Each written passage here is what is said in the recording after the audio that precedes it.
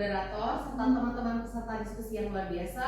Puji syukur kita panjatkan kehadirat Tuhan Yang Maha Esa karena atas namanya kita dapat berkumpul dalam acara diskusi hari ini dengan tema Realita Hidup Gen Z sebagai pekerja dan mahasiswa. Keren banget nih, pasti teman-teman udah pada semangat ya buat ngedengerin nih ya acara diskusi kita hari ini. Nah, seperti yang teman-teman tahu ya, Gen Z itu dikenal sebagai generasi yang hidupnya penuh dengan potensi tetapi sangat dinamis karena dibalik fleksibilitas yang mereka punya, kreativitas yang mereka punya, itu di dalam hidup seorang Gen Z ada banyak tantangan nih teman-teman. Relate ya pasti ya teman-teman ya. Contohnya kayak misalkan ada tekanan akademik, terus ada juga tuntutan dari pekerjaan hingga perjuangan menjaga kesehatan mental supaya semuanya bisa berjalan dengan baik dan tetap balance. Nah untuk itu melalui diskusi kita hari ini bersama dengan para narasumber yang sudah berkompeten di bidangnya, kita akan mulai berdiskusi. Untuk itu marilah kita masuk ke sesi utama yang akan dipandu oleh moderator kita hari ini. Kepada Ibu Heni saya persilakan. Terima kasih. Baik, terima kasih misalnya atas waktunya. Nah, kalian semua udah sempat dengarkan tema kita tadi, yaitu tentang realita hidup Gen Z sebagai pekerja dan mahasiswa. Terima kasih juga buat adik-adik teman-teman media yang sudah datang. Kali ini saya bersama 4 narasumber hebat yang akan membahas mengenai hal-hal itu. Ada Bapak Aan dari Manajemen Kampus Universitas Dian Nusantara. Selamat datang Pak, gimana pagi ini? Alhamdulillah sehat. Oke. Selanjutnya ada Kak Anissa sebagai salah satu alumni Universitas Dian Nusantara. Ada Ibu Koleta, salah satu psikolog terkenal kita. Gimana Ibu pagi ini? Apakah burnout menghadapi kemacetan Jakarta? Aduh, Jakarta emang sering macet banget ya, pasti capek, tapi lancar guys. Terima kasih sekali ya. Dan ada Kak Amara, salah satu mahasiswa aktif Universitas Dian Nusantara. Baik, kita langsung saja untuk membahas materi pertama yang akan dipaparkan oleh Kak Anissa. Kak Anissa ini adalah salah satu owner bisnis dan beliau ini punya salah satu bisnis aksesoris. Nah sekalian beliau ini ingin membagi pengalamannya kuliah di Universitas Dian Nusantara sebagai mahasiswa yang bekerja juga. Kak Anissa silakan. Sebelum makasih ya Ibu Heni. Iya, terima kasih kembali. Iya, hari ini aku mau sharing pengalaman dari sebelum-sebelumnya ini yang pernah aku lewatkan. Aku juga sebelumnya kerja sambil kuliah juga, tapi alhamdulillah sekarang aku udah punya usaha sendiri, aksesoris tadi yang disebutkan. Dan dari sini aku bisa membentuk cara karir aku sekarang gitu kan. Tapi dari yang aku lihat kayaknya ternyata di sini Gen Z ya. Soalnya aku juga Gen Z. Ya, dari yang aku lihat sih kalau Gen Z itu kayaknya sekarang lebih banyak orang yang double job mungkin ya, atau juga ada yang kuliah doang atau kerja doang gitu kan. Terus juga belum lagi kalau misalnya ngeliat di sosmed gitu kan, lihat pencapaian orang lain gitu kan, itu berpengaruh sih. Nah sebelumnya tuh sebelum aku share lebih jauh nih, kayaknya misalkan teman-teman juga mungkin ada yang pernah merasa kelelahan, itu gak apa ya, itu hal yang normal gitu. Yang penting kan kita kasih jeda dulu buat diri kita sendiri. Karena dari pengalaman aku yang sebelumnya, aku kerja sama kuliah itu aku milih itu karena lihat dari pencapaian, lihat dari pencapaian juga sama penghasilan, terus juga apa sih, aku pengen yang mandiri gitu kan. Jadi aku satuin tuh semuanya waktu itu. Tapi ternyata motivasi yang kita lihat di sosmed gitu kan, mungkin teman-teman juga ada yang lihat kan motivasi yang pernah lewat di reels gitu kan, atau di TikTok gitu kan, itu sebenarnya nggak seindah yang di motivasi itu. Realitanya tuh yang aku alamin, pagi sampai sore tuh kerja, terus malam kuliah. Belum lagi kalau misalkan di kerjaan itu ada tuntutan apa gitu kan, mungkin juga lembur gitu kan, terus juga di kuliah juga ada tugas gitu kan yang mungkin deadline gitu kan, yang padahal di situ tuh waktunya aku lagi ngerasa aduh pengen istirahat nih gitu kan, ngerasa kayak dikejar-kejar banyak sama deadline atau sama apalah gitu kan. Sampai ada fase aku mikir yang kayak ini sebenarnya gue ngejalanin kewajiban atau cuman kayak hidup yang pengennya tuh slow living aja gitu kan. Jadi kayak susah tuh ngebandingin kan. Nah dari sana aku juga, tapi teman-teman juga banyak juga kayak temen aku waktu itu kan juga kayak mandangnya tuh orang yang kuliah sama kerja tuh kayaknya itu keren banget kan kerja sama kuliah gitu kan. Mungkin temen bisa juga ada yang kayak gitu. Terus juga tapi nyatanya orang-orang itu nggak akan lihat gimana cara tekanan mental yang kita punya. Makanya aku bilang ke teman-teman juga di sini, semisal ada tekanan akademik atau mungkin kerjaan atau di luar itu, semisal kita merasa capek gitu kan, kita akui dulu perasaan itu gitu kan. Kita jangan terlalu di-push gitu kan, cuma pengen ngejar target, tapi ternyata kita lupa sama diri kita sendiri gitu kan. Yang dimana itu yang rusak kan bukan jadwalnya kan, melainkan yang rusak tuh diri kita sendiri gitu. Makanya dari situ aku belajar banyak banget gitu kan. Kayak contohnya aku belajar untuk lebih bisa memanage energi sama waktu itu gimana gitu kan. Lebih tahu gimana sih prioritasnya, apa yang harus didului dulu, apa yang harus dilakuin dulu gitu. Sama yang ketiga mungkin punya someone to talk gitu kan. Maksudnya di sini kayak ada support system gitu kan. Nah, aku di sini kalau kita punya someone to talk atau support system itu kan jadinya kalau misalnya mau ngungkapin sesuatu kita enak gitu kan, tanpa harus ngasih dihakimi. Ini teman-teman juga ada yang punya itu entah pacar atau apa gitu kan ya. Nah, dari sini aku juga belajar juga kayak di bisnis aku sekarang ini nih. Aku belajar gimana cara aku bisa berkarya sekarang itu karena aku jadi lebih bisa beradaptasi, tahu kerja yang buat tim atau buat diri aku sendiri gitu kan. Terus jadi ya lebih ngerti gitulah gitu kan. Dan juga dari sini sharing-sharing hari ini dari aku kayaknya cukup segitu aja sih ya.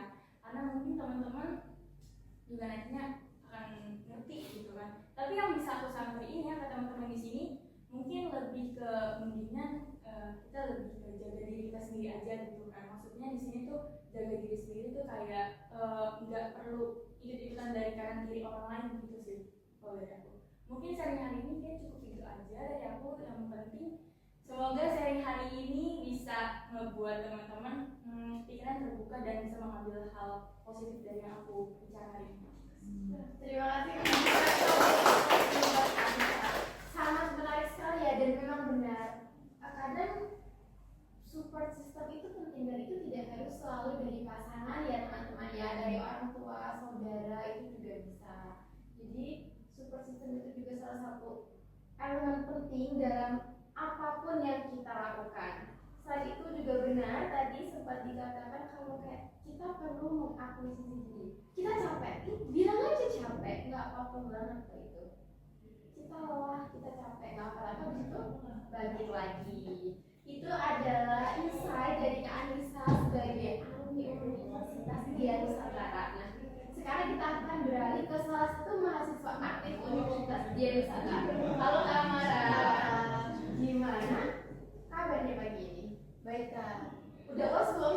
Belum kan? Nanti kita sebulan lagi akan UAS. Oh, berarti lagi persiapan. Setelah tahun baru? Iya, betul sih ya. Happy dulu baru UAS. Oke.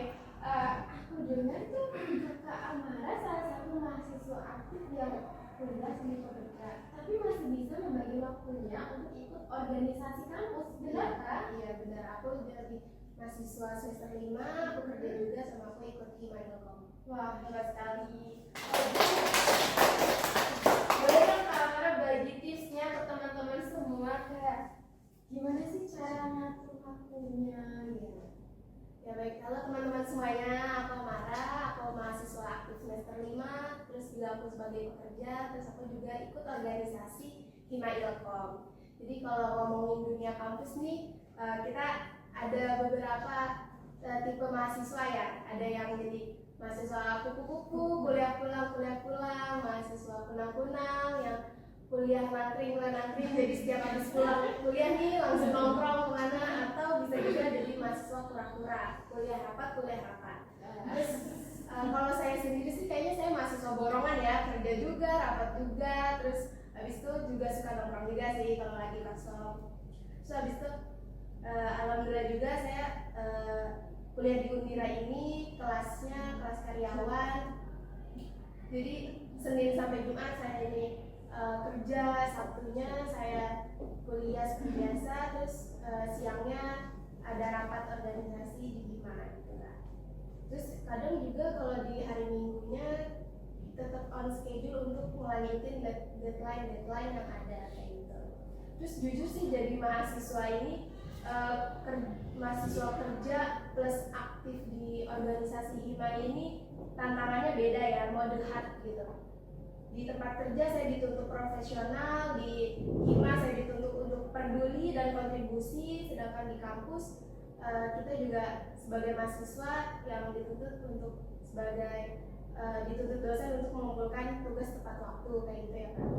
Terus ada hari-hari di mana saya ngerasa burnout parah, jadi kalau kayak gitu paling aku ngeluangin waktu buat kopi bentar, chill bentar di cafe langgan aku di Angin Coffee. Terus serasa kalau udah nge-recharge energi nih, aku balik lagi ngerjain deadline aku kayak gitu.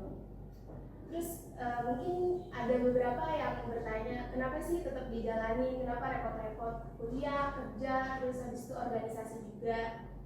Setelah aku jalanin, aku sadar di dunia kerja ini ngajarin soal kedisiplinan, terus manage uang gitu kan. Terus kalau di Hima ngajarin soal empati, terus networking dan kepemimpinan. Sedangkan kalau di kuliah ini saya belajar menjadi pola pikir untuk terstruktur gitu. Terus yang saya harapkan di kehidupan saya ini balance antara cuan, relasi dan pendidikan. Kalau dibilang capek sih emang capek, tapi dari sekarang nih saya sedang membangun diri saya, masa depan saya agar bisa lebih maju, lebih kuat juga untuk diri saya ke depannya kayak gitu. Terus paling dari saya sih ada tips nih, ada 3 tips. Yang pertama ada delegasi dan komunikasi. Di Hima saya belajar untuk semua ini bisa dikomunikasikan kayak gitu. Jadi kalau kita lagi ada deadline banyak, kita komunikasiin aja sama tim kita gitu. Kalau misalnya kita lagi ada deadline nih, jadi kita bisa kontribusi sama kampus juga, tapi kita nggak hilang ngeghosting gitu kan, nggak ngeghosting dari tanggung jawab kita di Hima. Terus juga ada prioritas kegiatan. Saya harus menentukan mana yang penting banget, mana yang deadline-nya lebih cepat, mana yang belum terlalu penting, itu bisa dikembangkan. Terus ada self reward sederhana, kayak tadi aku suka ngopi juga biar nggak terlalu burn out banget ya. Terus penutupnya untuk teman-teman yang sekarang lagi berjuang di organisasi, yang kerja, terus ada juga yang lagi di perkuliahan, jaga kesehatan juga ya, karena itu kan maraton bukan sprint. Terus jangan sampai pas lagi sukses dan kita malah udah rusak duluan. Kita emang mahasiswa yang kuliah sambil kerja, tapi kita emang mahasiswa yang harus bisa harus bisa menata masa depan kita juga gitu sih Kak. Jadi tetap apa yang kita lakukan sekarang itu harus terorientasi di masa depan ya. Kayak tadi yang dibilang, kita ini maraton bukan sprint. Itu sangat menarik loh. Karena kan maraton ya kita tetap prioritas berjuang, tapi tuh kayak ya udah nggak usah terlalu sprint banget. Kalau sprint harus kayak berusaha banget gitu kan. Sedangkan kita juga harus memikirkan diri kita sehat atau enggak gitu. Jadi gitu ya teman-teman semua. Kira-kira sangat menarik gak sih tips dari Kak Amara tadi?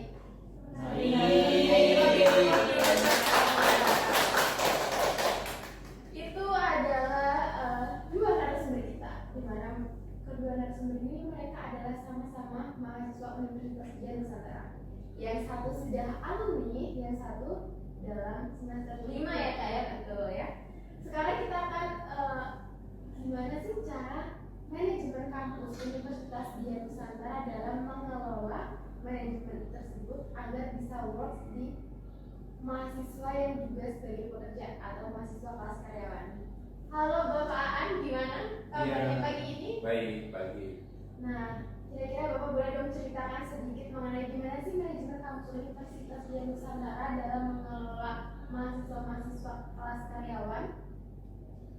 Nah, untuk di sini kita kan Universitas Dian Nusantara menyediakan kampus untuk mahasiswa yang bekerja, di mana untuk waktunya sangat-sangat mudah untuk dijalani.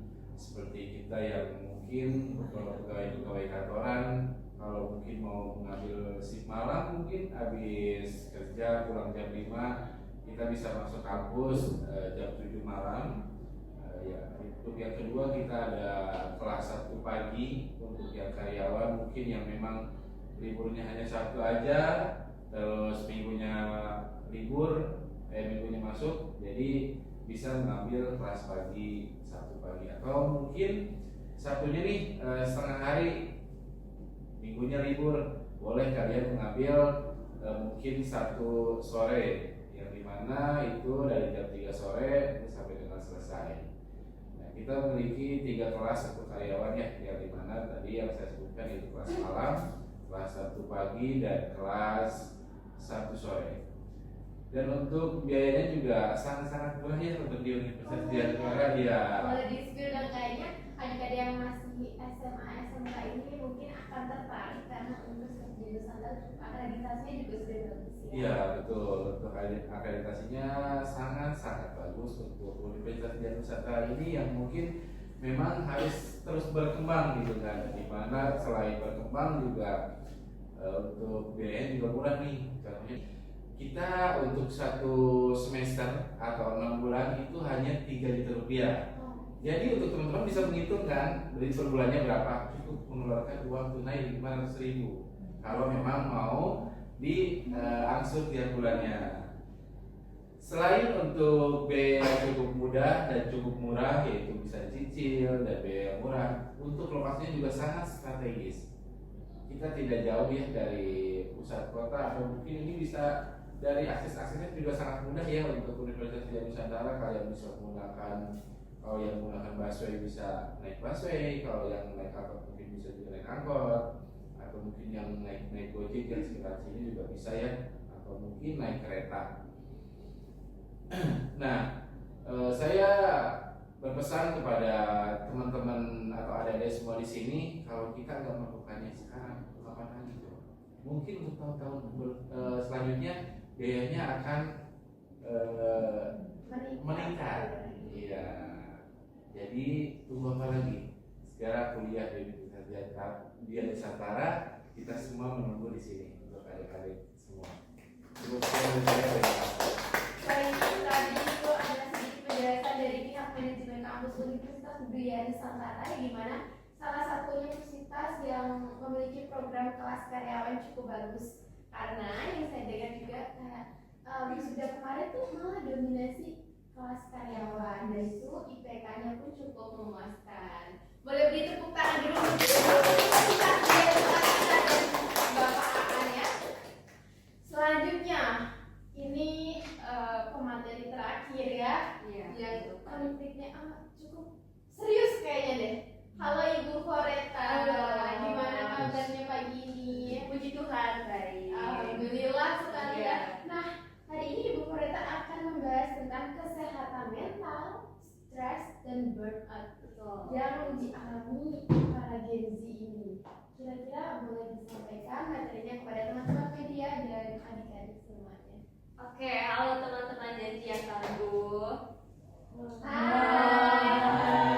Saya di sini bukan untuk mengajak atau menyuruh kalian buat kurangin kerja, tapi saya di sini mau ngasih tahu cara bagaimana menjaga mesin kalian supaya nggak berhenti di tengah jalan. Mesin ini ibaratnya tuh tubuh kita ya, tubuh atau mental kita. Jadi saya bakal ngasih tahu cara supaya mesin itu tetap kuat sampai akhir. Nah, banyak yang bilang Gen Z itu generasi strawberry atau generasi lembek. Tapi kalau menurut saya, Gen Z itu generasi yang paling tangguh. Karena kalian dituntut untuk sukses secara akademik di tengah ketidakpastian ekonomi yang luar biasa ini. Di psikologi ini ada istilah yang namanya cognitive scarcity. Jadi contohnya itu otak terlalu fokus sama satu hal. Misalnya kalian fokusnya ke satu hal yang gimana ya, post bulan depan, gimana ya bulan depan. Nah, cara berpikir otak kalian itu berubah secara alami.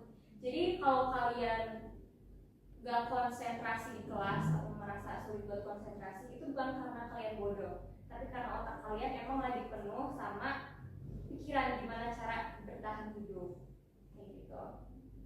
Nih, saya butuh relevan satu mahasiswa aktif yang sambil kuliah. Kamu?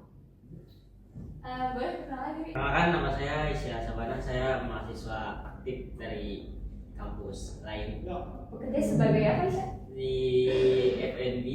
Oke, nih. Saya mau minta kamu buat bayangin misal kamu punya ransel tas kan. Saya isi batu 5 kg itu sebagai kuliah. Saya isi lagi 5 kg sebagai kerja. Terus saya tambah lagi 2 kg yaitu sebagai harapan orang tua kamu. Jadi totalnya ada 12 kg kan. Kamu ngerasa berat atau enggak? Berat banget sih. Nah, gimana kalau kamu disuruh lari maraton bawa tas itu tanpa nggak pernah naruh tasnya lagi? Bakal ambruk kan lama-lama. Nah, kayak gitu. Burnout itu bukan berarti kamu nggak kuat buat bawa bebannya. Burnout itu berarti kamu lupa cara naruh ranselnya sejenak buat sekedar ambil nafas.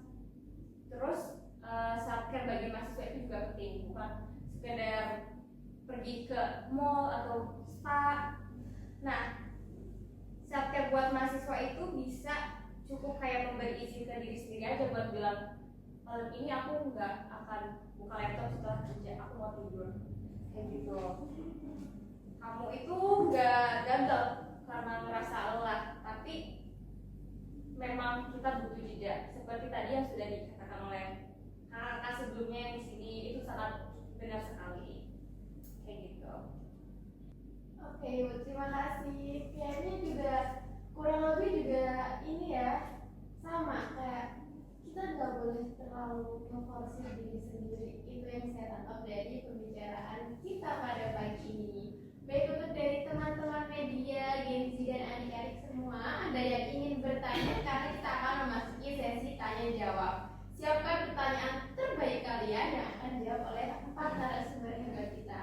Yang ingin bertanya boleh silakan angkat tangannya. Wah, sepertinya hebat sekali ya, semuanya pasti punya pertanyaan. Oke, kira-kira Abe, kakaknya siapa namanya? Perkenalkan diri, kakak dari mana? Silakan ingin bertanya kepada siapa? Baik, terima kasih. Perkenalkan, nama saya Lulu. Saya siswa dari SMA Negeri 123. Saya ingin bertanya, menurut pengalaman dari kampus Universitas Dian Nusantara, tantangan terbesar apa sih yang dihadapi oleh mahasiswa karyawan dan bagaimana untuk solusinya? Terima kasih. Oke, baik. Jadi pertanyaan dari adik dulu ya, karena masih SMA Iya, tadi ya. betul. Oke, dari adik dulu ini untuk Bapak Aan ya, selaku manajemen kampus Universitas Dian Nusantara. Untuk Bapak Aan ingin ditampung atau langsung dijawab juga boleh. Mungkin langsung dijawab aja kali ya. Silakan. Iya.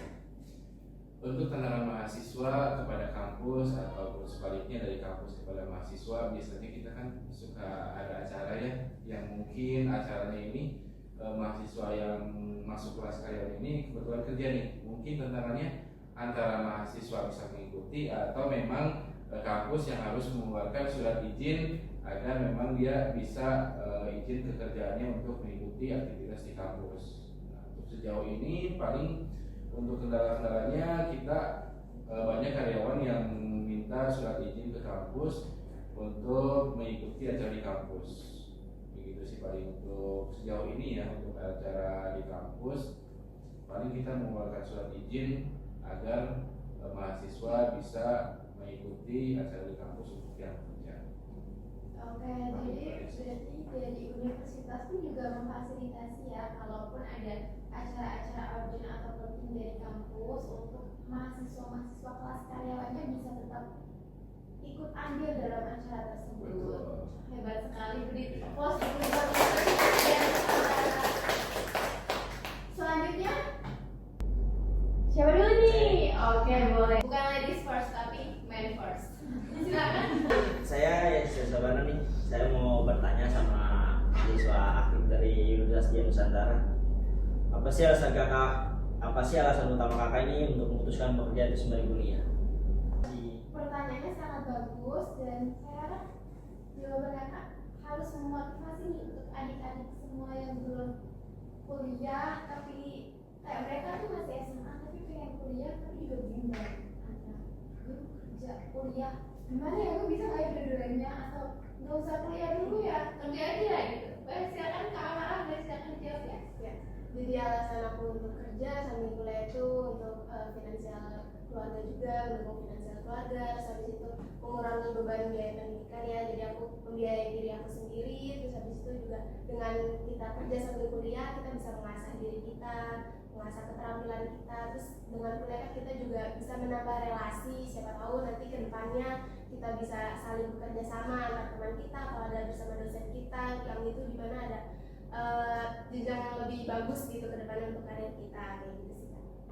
Oke baik, terima kasih Kak. Jadi kuliah itu juga untuk menunjang karir ya. Oke, jadi bagus sekali loh jawabannya dari sini. Untuk kalian yang masih sekolah, kalian harus tetap memprioritaskan pendidikan. Oke lah itu nggak nomor satu dulu nggak apa, kalian cari kuliah dulu, tapi tetap harus berlanjut dulu kuliahnya. Selanjutnya ada yang ingin bertanya lagi? Tadi sepertinya. Oh, oke. Dari mana? Namanya siapa? Silakan. Perkenalkan, aku Velma Fiastiwati, biasa dipanggil Velma, dari media majalah Garis Sampul. Di sini aku mau bertanya kepada Ibu Floreta, selaku psikolog. Aku mau tanya Bu, kan yang kita tahu ini kan tekanan utama Gen Z memilih untuk bekerja sambil berkuliah itu karena masalah finansial kan, benar kan? Nah, dari sudut pandang psikologi itu, bagaimana sih pengaruh tekanan ekonomi tersebut terhadap kondisi mental health Gen Z gitu? Karena saya pribadi juga sebelumnya bekerja sambil berkuliah. Terima kasih. Bagus sekali pertanyaannya. Si Ibu Mereka mau dijawab atau mau ditanggung kira-kira mungkin nanti ada yang ingin bertanya? Boleh jawab dulu mungkin ya? Boleh, silakan ke diskusi. Jadi ada beberapa dampak terhadap kesehatan mental ya dari ekonomi finansial kayak gini. Jadi ada yang disebut anxiety, sama vigilance atau kecemasan. Nah, mahasiswa ini sering mengalami hypervigilance terhadap pengeluaran. Hal ini itu dapat memicu kecemasan konstan, yang dimana kalau di masa depan ini kalau dibiarin terus malah bakal jadi kecemasan yang lebih umum gitu loh. Jadi malah mengangkat ke kecemasan lainnya yang lebih serius dan membutuhkan pakar gitu. Lalu ada lagi yang namanya tadi sering banget disebut ya, ada burnout ya. Burnout itu ibaratnya kayak baterai yang udah bocor. Jadi kalau kalian tidur udah 10 jam pun tetap aja kalian bakal merasa capek, masih kurang kayak gitu. Nah, berpindah peran dari karyawan ke mahasiswa ini kan cukup cepat ya untuk mahasiswa. Jadi bakal nguras banget energi mentalnya atau ego depletion. Nah, mereka berisiko mengalami kelelahan emosional di mana mereka ngerasa kosong dan kehilangan empati terhadap diri sendiri. Itu sangat-sangat buruk hasilnya. Dan dalam psikologi kita mengenal teori penentuan nasib sendiri atau yang disebut self determination theory. Ketika bekerja karena terpaksa secara finansial, motivasi belajar itu seringkali berubah dari curiosity atau rasa ingin tahu menjadi sekedar bertahan hidup atau mendapatkan gelar aja. Kita kayak ngelakuin ini tuh kuliah gitu, maksudnya ya udah yang penting dapat gelar kayak gitu, atau kerja ya udah yang penting dapat gaji kayak gitu. Itu dampaknya. Semoga bisa ditahannya. Ibu, aku mau tanya lagi boleh? Boleh. Ini kayaknya kamu dar gitu ya, berarti aja seru sekali diskusi pagi ini. Pada kondisi apa mahasiswa yang sambil berkuliah itu perlu bantuan psikolog gitu? Jadi ciri-ciri mahasiswa yang sebenarnya itu udah butuh bantuan psikolog itu kayak misal kalian merasa udah sampai kesulitan tidur nih, insomnia, itu harus segera diperiksakan. Jangan merasa takut atau dijudge gila gitu, karena biasanya kan masih banyak pandangan orang-orang yang anggap orang yang pergi ke psikolog itu ih gila lu gitu kan. Iya. Nah kalian nggak usah ngerasa takut, atau enggak pas awal tuh kalian bisa diskusi dulu sama teman atau kenalan yang udah pernah pergi ke psikolog kayak gitu. Nah kondisi lainnya itu ada yang disebut anhedonia. Jadi kayak kalian udah kehilangan minat buat ngelakuin sesuatu yang tadinya kalian suka banget. Kayak kalian misalnya tadinya suka banget baca buku, tapi kalian udah kayak nggak ada minat sama sekali, udah ngerasa hidup kayak kosong banget, apalagi sampai udah keluar pikiran intrusif buat menyakiti diri sendiri. Itu kalian harus segera periksakan ke psikolog atau psikiater. Seperti itu, jangan takut ya. Oke, ada lagi? Satu lagi boleh? Boleh. Itu bagaimana sih yang dapat dilakukan untuk mengurangi stigma berkonsultasi ke psikolog di kalangan mahasiswa? Apalagi kan yang ibu bilang tadi, kalau misalnya kita ke psikolog bisa dianggap kayak ih lu gila ya gitu. Iya betul. Gimana menguranginya? Nah, seperti yang tadi saya udah bilang ya, kita bisa konsul dulu ke sesama teman atau kenalan yang udah pernah ke psikolog. Itu tuh dapat mengurangi stigma. Karena kan kita dapat testing, jadi kita tahu, oh berarti kayak gini ya ke psikolog, kayak gitu. Terus penting juga adanya literasi dari entah itu dari kampus atau kita banyak cari pengetahuan ya. Literasi ini tuh bisa nambah insight kalian kalau ini tuh cuma pandangan orang lain yang sebenarnya tuh gak usah kita pikirin, karena kita tuh harus fokusnya tuh ke diri sendiri, gak usah dari orang lain dulu, fokus ke sendiri dulu, kayak gitu. Berarti kita nggak usah dengerin apa pandangan orang ke kita, tapi fokus sama diri kita sendiri aja. Iya, karena sesekali buat fokus ke diri sendiri atau ngerasa egois selagi enggak merugikan banyak orang lain itu perlu. Nggak apa-apa. Makasih Ibu Koreka Oh, jawabannya. Ini ilmunya mahal sekali loh. Kalian kalau datang ke kerja Ibu Koreka loh, Ya, bisa mahal. dilakukan ini ya teman-teman ya. Jadi manfaatkan diskusi kali ini dengan sebaik mungkin. Oke, selanjutnya siapa yang ingin tanya lagi? Kakaknya dulu. Aku Priscilia Mariska, biasa dipanggil Kitty. Aku dari media relasi. Aku mau bertanya sama Kak Anissa. Waktu Kak Anissa menjalani 2 tanggung jawab tersebut saat bekerja sambil kuliah, ada nggak sih problematika yang kakak hadapi saat itu? Terus kalau emang ada, bagaimana cara Kak Anissa menghadapi permasalahan tersebut? Karena aku juga sempat dengar kayak beberapa dari orang kayak pengalaman entah dari kakaknya teman aku atau dari tetangga atau dari siapa itu ya, mereka ada yang sempat putus di tengah jalan karena masalahnya entah tiba-tiba menikah atau entah masalah lain gitu. Maksudnya aku gimana cara kita menghadapi problematika tersebut saat menjalani 2 tanggung jawab tersebut. Oke, jadi tuh intinya kayak dulu Kak Anissa gimana sih bisa kuliah sambil kerja tapi lulusnya bisa tepat waktu, bisa lancar gitu. Boleh Kak Anissa silakan mau dijawab dulu? Boleh. Oke. Udah balik kali ya cara. Berarti lebih kurang lebih kayak strateginya gitu kali Iya, ya. betul sekali. Nah, kalau dari pengalaman aku sebelumnya, ini kurang lebih kayak strategi bertahan gitu ya. Karena kan dari lingkungan sekitar kan juga pasti ada yang tiba-tiba putus tadi kan di tengah jalan gitu kan pas semester gitu.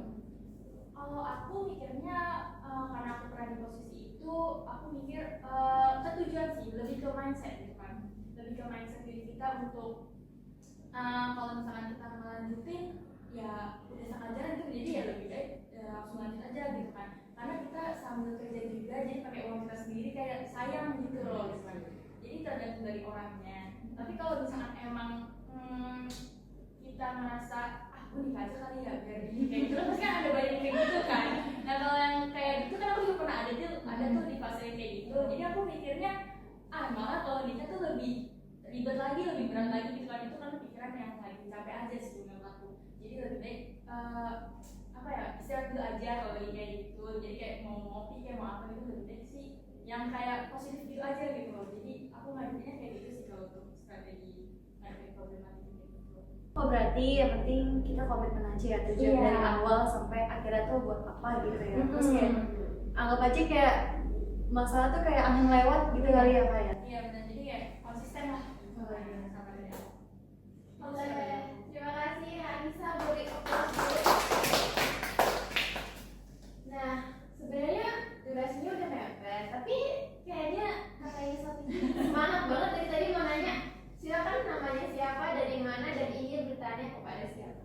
Perkenalkan, nama aku Dia. Aku dari SMK 127.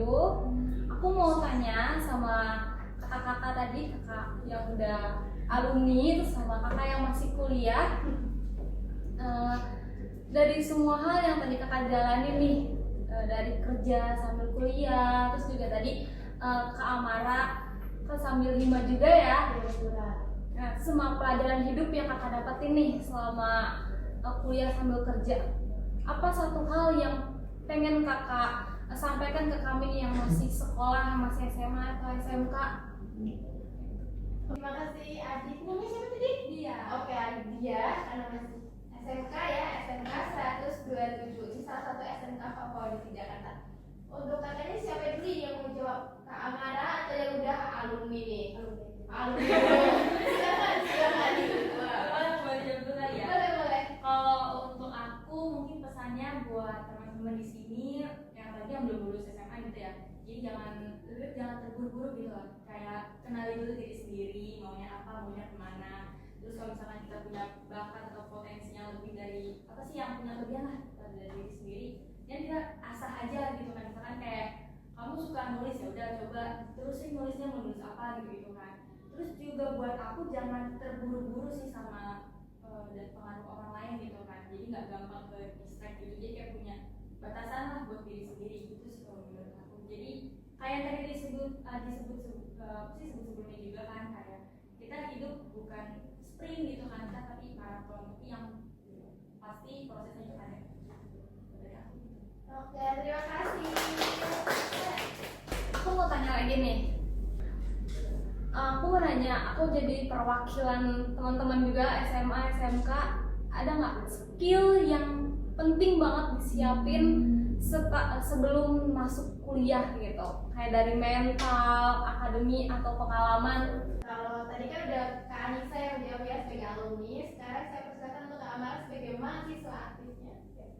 Paling kalau menurut sudut pandang aku, soft skillnya yang harus kita asah itu untuk bisa beradaptasi dan berkomunikasi dengan baik sih. Apalagi kita kan berinteraksi dengan banyak orang gitu ya.